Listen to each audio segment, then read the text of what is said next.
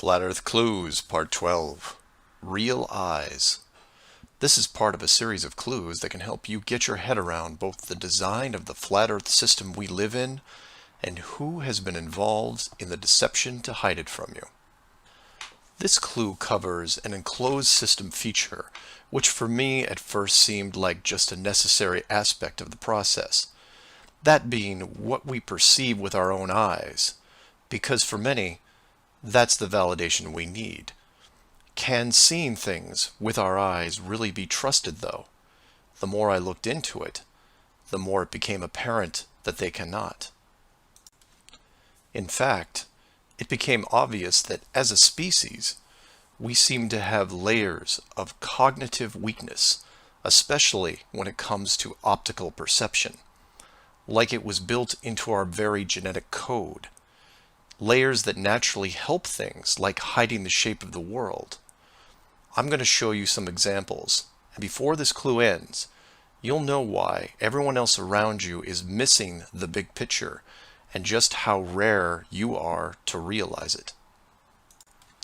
For example, what is this object? It's your world. This is where you live.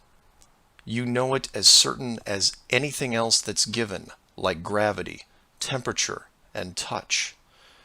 But you can't touch or see your world like this. So if I take this image away, how do you still know? Anyone who has followed the clues so far know that I, for the most part, just use some slides and a narrative. But some of the best optical examples are moving illusions. So for better or worse, I'll be including small sections of video into this clue to help drive home the point. So let's start with a dramatic entrance, something you can relate to.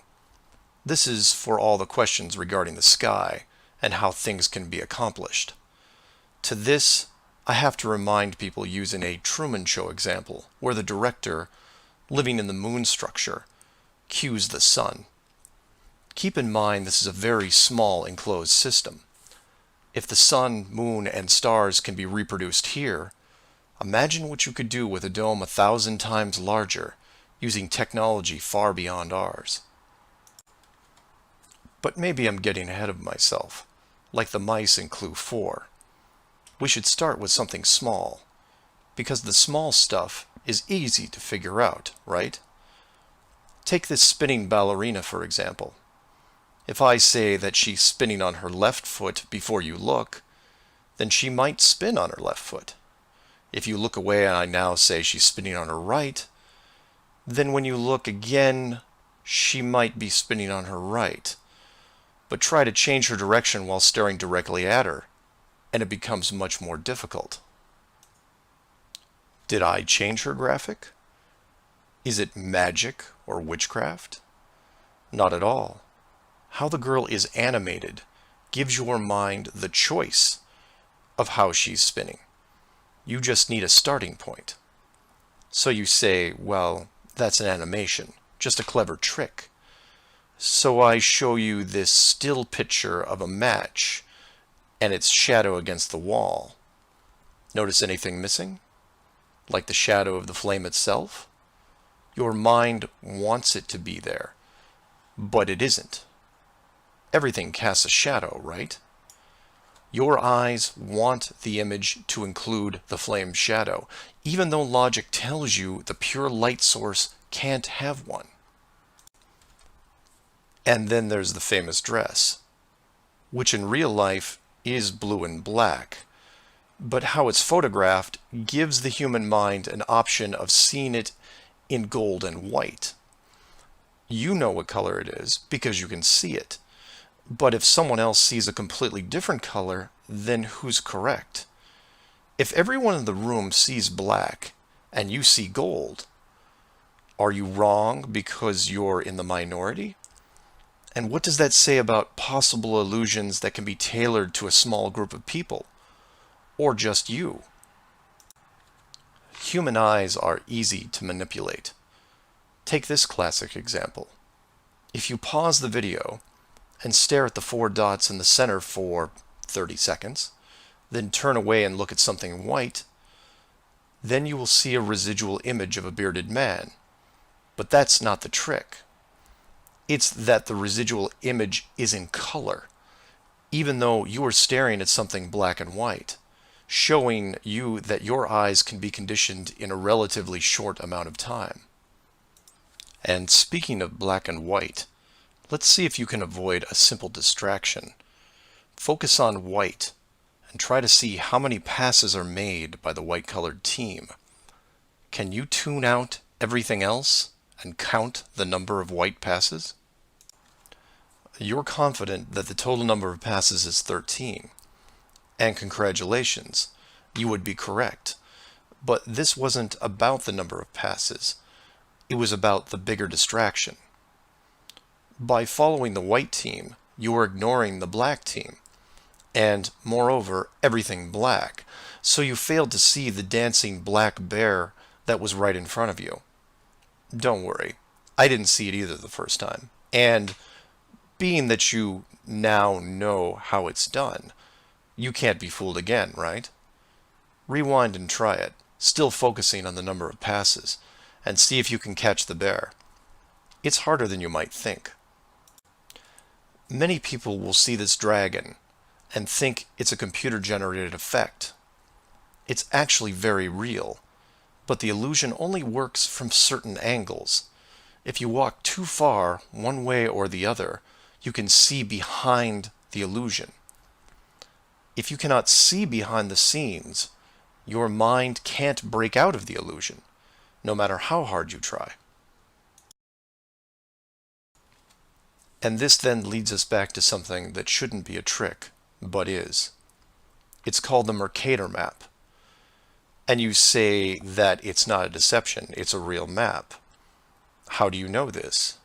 Because it was on a wall in your school classroom? All geographers in the world know that this map is very wrong. The correct perspective is this, the Gall-Peters. It shows countries how they actually are in comparison to each other. This is the map that should be in schools right now, but the authority thinks you'll be more comfortable with the old map. You say that they aren't that much different, that at least the location is correct, right? Take a look at the size of Europe and where Germany, like many things, that what is presented to us is the truth, because we want to believe. And I mean that literally. Human beings as a species are designed to believe what they see. It's called suspension of disbelief. Think you're immune to this disbelief process? Why do you get emotional when watching a movie? You know it's a movie. You know that you're watching just a two-dimensional image on a screen. You've seen the actors before, many times in other films.